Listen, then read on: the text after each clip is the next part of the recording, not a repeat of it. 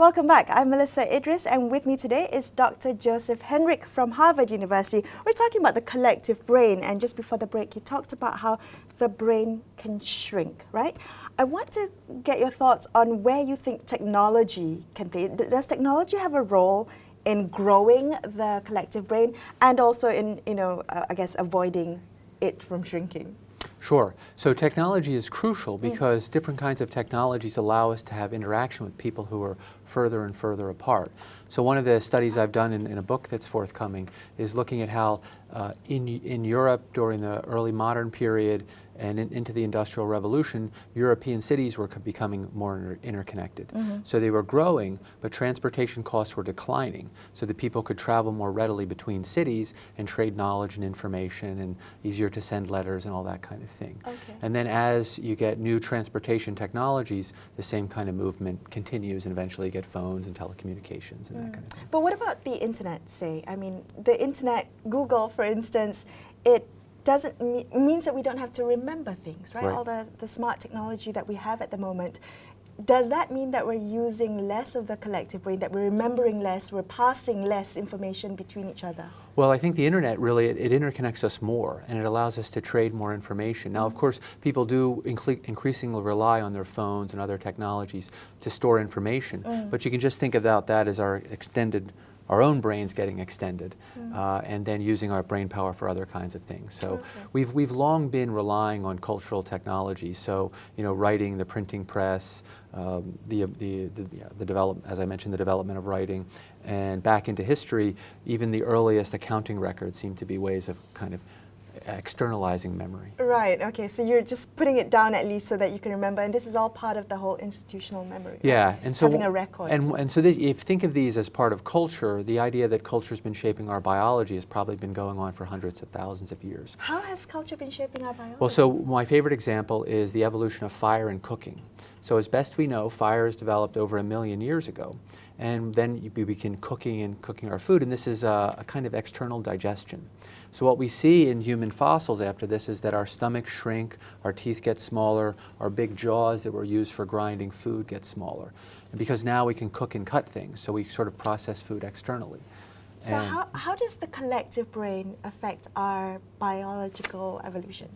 Yeah, so by creating technologies and tools, it means we can do things that we previously needed a genetic adaptation for.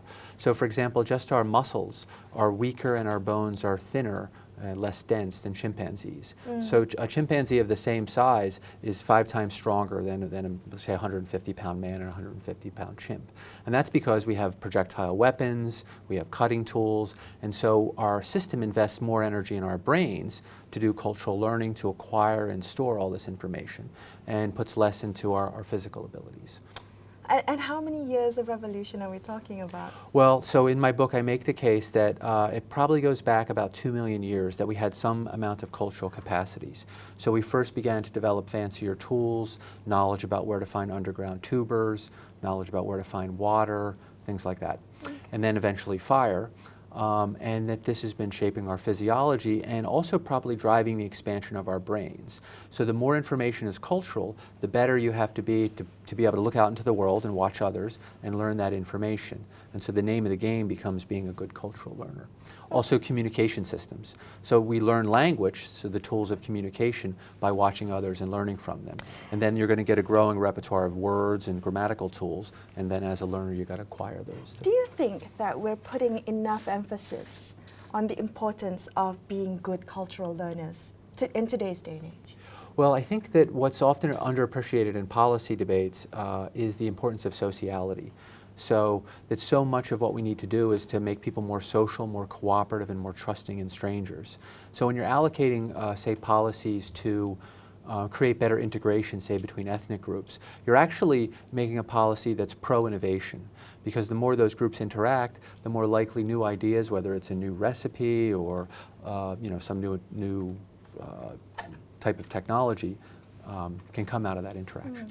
I guess this is particularly interesting against the current backdrop of rising xenophobia. And I want to kind of get you to set the scene for us. Why is it important that we understand how we are all cultural learners, how the collective brain grows and shrinks? against this backdrop, Joe? Yeah, so the case that I make in my book is that we have a kind of tribal psychology. So left to our own devices, we tend to build these strong links with family and with those who share our ethnic markers, so our styles of dress and greetings and all the things that we acquire that tell us that people have the same norms. And that tends to make us into smaller groups. And so the challenge is always to figure out ways to expand that group, to make policies of integration, say, putting children of different backgrounds in the same school so that they get to know each other. Right. And then that kind of opens the door. Okay, all right.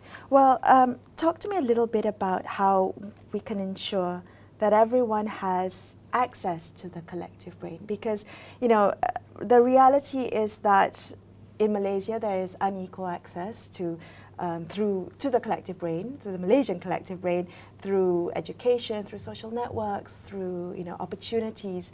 How do we ensure that we have this kind of equal access to the collective brain? Yeah, I mean, I don't know enough specifically about the Malaysian case to make any specific statements. But in general, you want to be able to provide opportunities to people who wouldn't normally have opportunities to get education. So just referring back to Professor Nunn's recent talk, he looked at the data from the U.S. And if your parents come from one of the at the upper end of the income spectrum, you're just much more likely to be an inventor and have a patent. If you're a woman, even though if you have the same math scores as a male, you're just much less likely to be an inventor. So there's a bunch of things which seem to be suggesting that not everyone has equal access to being an invention, even controlling for their kind of, whatever their test scores are, say. Okay, all right. We're going to come back and continue this conversation right here, so make sure you stay tuned.